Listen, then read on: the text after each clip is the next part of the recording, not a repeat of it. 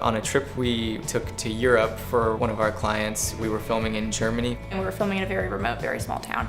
And we pulled up on a Sunday night. All the restaurants are closed, all the grocery stores are closed. We ended up walking through a windy trail through the woods, and it was pitch black. We didn't really know exactly where we were going, and we took a left at this one turn and saw a couple lights, and we walked in. There was this beautiful little family-owned restaurant, and we had some really good schnitzel, and it was just a perfect night. And it was a great meal. But one of my favorite things about that trip is that nobody was weird about it or complained, or everyone was really embracing the moment because we're all so go with the flow and open to experiences.